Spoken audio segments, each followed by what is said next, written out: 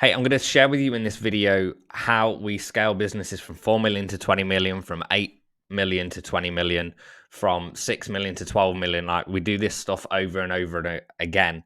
And the reason we are able to do this is because the way that we look at data. And we look at data differently than most other businesses, and it allows us to see the big needle moving opportunities that most people are not seeing. So, jumping into how we do that, firstly, you want to think about what is your North Star metric, right? What is that one metric that if you get that right, everything else works in the business, right? So you might look and reverse engineer where you want to be in terms of sales for this year, right? You look at where you want to be, and then you reverse engineer back and say, okay, if we just did this, this, and this, that is going to get us to the goal. So think of it like this, right? You've got that one North Star. So you might say, okay, this year we're going to go from 10 million to 25 million. Or like if you're just starting out, you might be going, okay, we're going to go from making 20 grand this year to making 100 grand. How do we do that, right? So firstly, you do it through quarterly planning to start with. So you break down whatever that North Star metric is, and you go, okay, if we did this, this, and this in this quarter, we will achieve that goal, whatever happens. So you're probably going to have one that's related to CPA, right? So cost per acquisition. You might have one related to operations that will help you fulfill that thing, and then you might have one related to how much either ROAS, like return on ad spend, or how much in terms of leads that you need to bring in. Because if you're like, hey, if we bring this many leads in and then we convert this many of these into customers, we know we're going to win. So then what you do is then you can reverse engineer back and go, well, this is how much we need to spend to get that. These are the KPI metrics that we need to hit. And then everything just reverse engineers down from that. So then what you look at is you've got essentially lead and lag indicators, right? So the lag indicators are going to be what those 3 quarterly targets are. You don't really want to go more than 3 because, number one, the brain can remember the rule of 3, right? So if you think about your own phone number, you typically read it out in 3s, sometimes 4s, but like they'll be in like 3 sections, right? So the brain remembers in 3s. So work with the brain, not against it. Okay. So with the quarter targets, then you want to break those down and go, okay, what are the 3 action steps that I want to take around that in order to get the best possible outcome? And you do that for each one of those quarter targets. So now you've got 9 action points that you're going to work towards. And out of those 9 action points, that's going to be kind of like set out what you're doing each month in the quarter. And then from there, you're typically probably going to have three of each, then going into what we're going to do each week in order to get that outcome now. And what are the biggest needle moving things we can do then to reach that quarterly target, right? So that's how we break down the data. And then we have to do something called peeling back the onion, right? So if you think of an onion, onion's a great analogy because you start peeling it back, you get deeper and deeper into the layers to find the root, right? And at the same time, when you start peeling it back, sometimes it makes you want to cry. So if it makes you want to cry as you're peeling it back, that's okay because it means you're getting towards the root of the problem. And how do we do that? Well, think about this. Like, let's say the problem is our on-page conversion rates are too low. So we've set out what our quarterly planning is going to be. We've set out what our actions are to get that quarterly plan. Now, stopping us from getting that, for example, cost to acquire a customer at the right level is our on-page conversion rates are too low. Now, this is a way most people will look at data, and maybe not to this level of detail, but then I'm going to show you another way to look at data that actually like thinks outside the box a little bit more, right? So if your on-page conversion rates are too low, some of the things you're going to look at lead indicators. So when we talk about lead and lag indicators, a lead indicator is something that's like happens first, right? So it happens before the desired action. A lag indicator is the result of the actions. So for example, a lead indicator might be okay, I know if I reach out to 1,000 people by direct message, then I'm going to get on average a 10% response rate. And then from those 10% of people, then one person is going to go ahead and buy the high ticket product, right? Just hypothetical example there. So the lead indicator would be, how many people did we reach out today? Did we hit our KPI target? Because we can control those lead indicators more than the lag indicators. Not always, because it depends what they are. But some of the lead indicators here, like for example, we're looking at cost per click, click-through rate, opt-in rate, the cost per lead, the order page view rate. So how many people who opted in, how many people who went to the sales page actually went to the order page? How many people who went to the order page then converted into customers? So that's a lot of the time that's as deep as people look in terms of the data, and then it's like, oh yeah, because we've got an opt-in rate problem, and that's it, and that's all they assume that it is, and then they just try and fix that, and it doesn't fully fix the problem. Because then what we also want to look at is a deeper layer of analysis. So it's like, okay, if we've got an on-page conversion rate problem, then we can look at, well, what is the video sales letter playthrough rate? What is the page speed right now? Like, these are some of these things are real easy wins. So for example, with your video sales letter, if you've got a video at the top of the page and you're noticing people are dropping after 3 minutes and you've got a 5-minute video, then put the video up to 1.2x speed. And then you're going to get more consumption and people are going to consume more of that message. Because you might have the best video sales letter, but it turns out that people are dropping off in the first minute and your pitch is amazing, but no one's seeing it. Right? So that's one of the things. Second thing is page speed. So if your page speed is too low, well, if it's too high, like so if it's taking like 10 seconds for it to load, you can have the best copy on the page, but no one's going to read it because they're just waiting, they're like, when's this going to load? And they move on to something else. People have got a very short attention span. If you're above 3 seconds, your page is failing. Then abandoned cart opens and clicks, right? So actually looking at, well, great, I might be getting a higher opt-in rate now, but people are not buying. Well, why are they not buying? Well, turns out they're not actually opening the abandoned cart emails and they're not clicking on the abandoned cart emails. Great. Well, we need to improve that sequence. Yeah. Then page scrolling. So when we're looking at the page scroll, you can look at heat maps and you can see. So some people start split testing things like right down the bottom of the page, and well, it turns out only like 5% of people are seeing that. So if you have 100 people go to the page, only 5 of those people are actually seeing that split test, that change. And then you might look at it and go, oh wow, look, our split test improved things. Did it? Or did you just get lucky there? Right? So it's better to look further up the page and seeing how far people are scrolling. And maybe if there's a specific part of the page where you're like, I need them to see that message for them to convert, you might want to move that further up the page. And then also time on page. If someone's getting to the page and then within 5 seconds they're leaving, then there's probably something above the fold or page speed that is stopping them from sticking on the page. So if they're reading that headline and going, that's not for me, they've already moved on. So you can fix some of that with your headline. And then once you've done that, the solution is split test. So you look at all the things, you look at where the biggest gaps are. You might want to launch more creatives to get the CTR up. You might want to look at moving where the opt-in part is on your page and moving it further above the fold, checking it on mobile to make sure it still shows above the fold, right? All these things can help the overall. And then you split test and see how it performs better. Now, that's one way of looking at the problem. The second way of looking at the problem is go, okay, on-page conversion rates are too low. Most people just say, write new copy.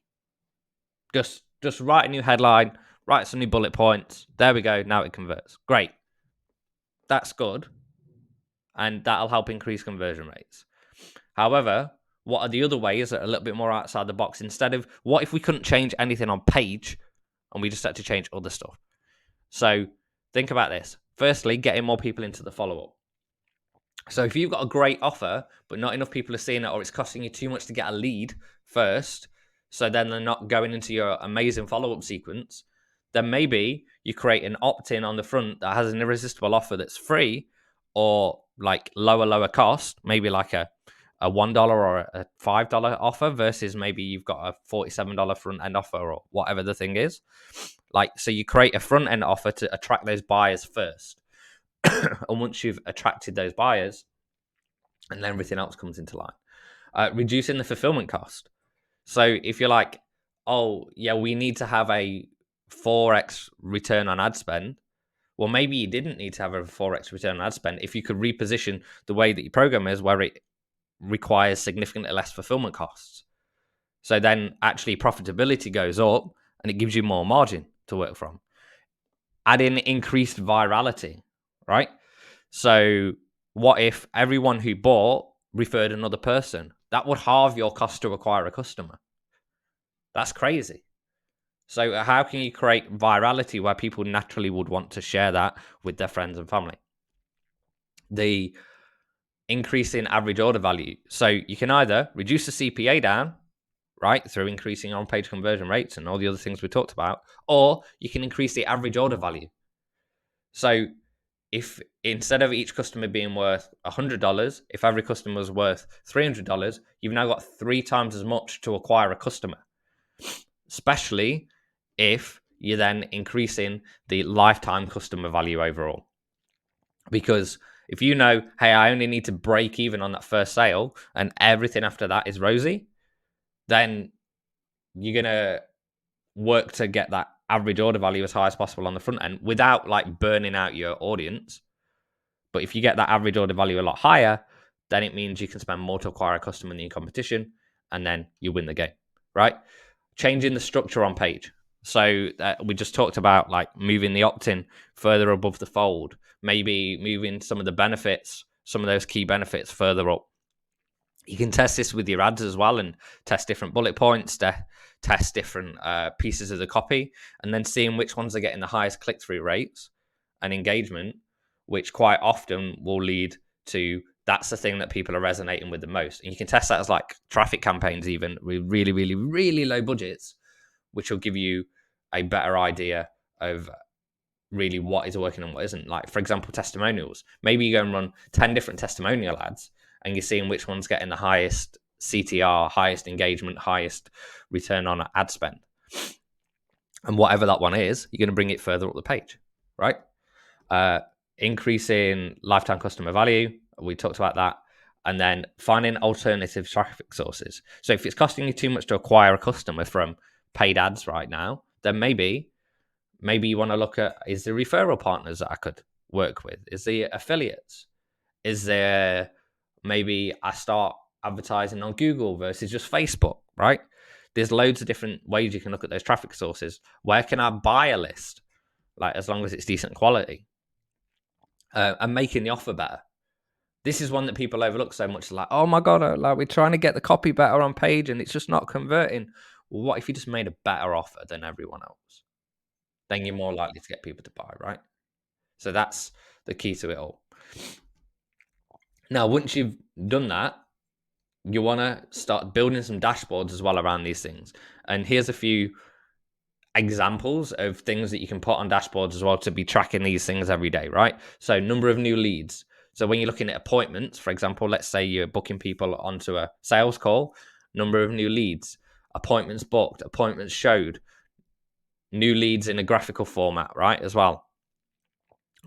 The show rate, the number of people who showed, and then also the lead to book call ratio. Now, the lead to book call ratio is a really important one, is how many people who were a lead then actually booked a call. Because if you can affect that, then everything else in the funnel becomes a lot easier and your cost to get a book call reduces down and all that stuff, right? Overview metrics, then looking at like, what is the revenue for the month? What is the ad spend for the month? What are you on pace to make this month, sales pace? And to calculate your sales pace, the way you do that is you go, okay, so let's say we're already at 100,000 in the month, and then we divide that by the number of the days in the month so far, and then we times that by the total number of days in the month. So I'll just repeat that one. So what you want to do is, let's say, well, let's take some smaller numbers, right? So let's say you made $10. It's on the 10th of the month. So you divide that $10 by 10. So that's $1. right? But there's 30 days in that month. So you times that by 30. So you're on pace by the end of the month to make $30. And that's how you calculate the sales pace. Because how do you know you're going to reach a target if you're not tracking the pace of where you're going? And then you know if you're on track or off track, and then you can move forward. Number of sales in a month to date, the average order value as well over the last 30 days, last 7 days, the cost to acquire.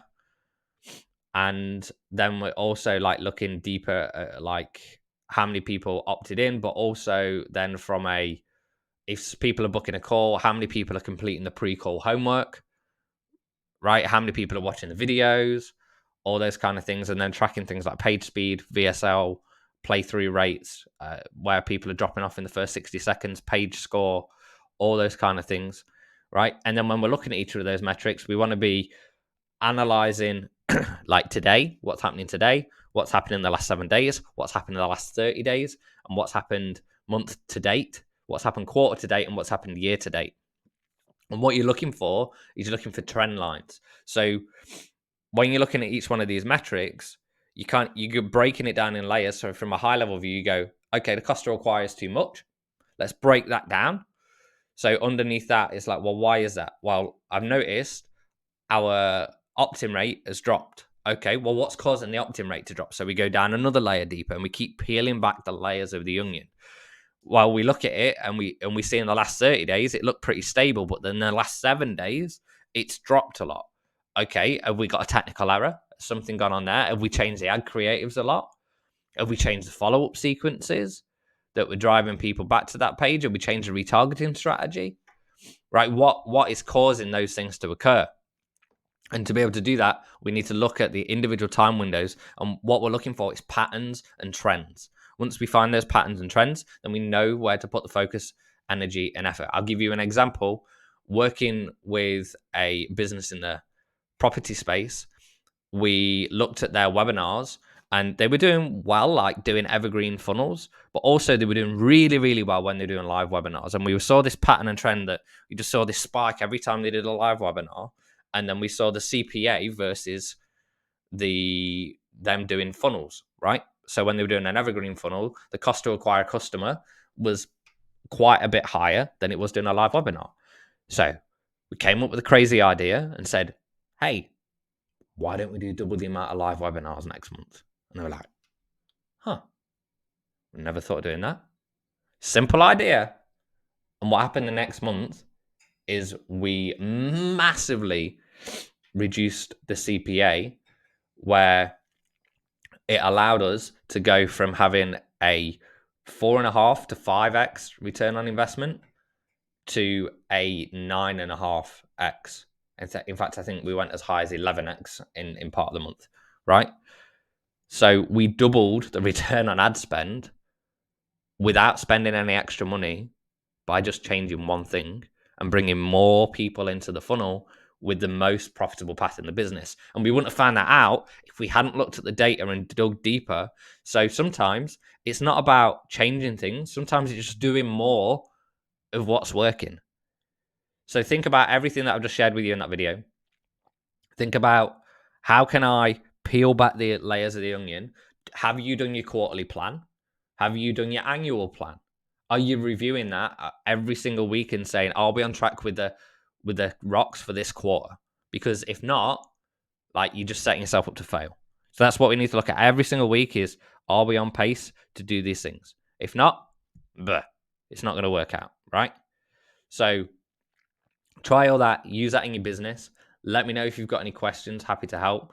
And then there'll probably be a link around this video to join our free school community as well. So we've got trainings, templates, cheat sheets, AI tools. We've got a bunch of stuff in there, pretty much give away the farm. More videos like this, right, that give you full in-depth detail, me like just breaking down the whole process for you and just making it as easy as possible. So if you want to get that, there'll be a link around this, depending which platform you're watching on, and have a fantastic day.